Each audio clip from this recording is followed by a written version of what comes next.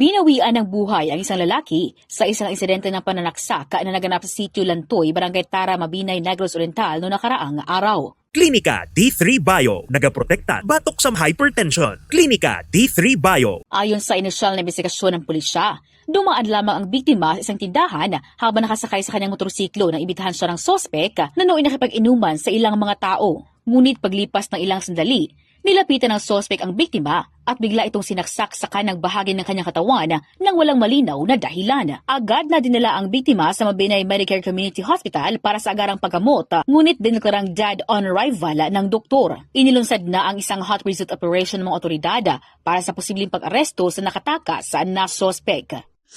Balita, gikan sa K5 News FM Dumaguete. Kini si K5 Rufa de Vero para sa Kampiyon nga Balita, Serbisyo Publiko ug Halingawan sa Negros. K5 News FM. Klinika D3 Bio, nagaprotekta batok sa hypertension. Klinika D3 Bio.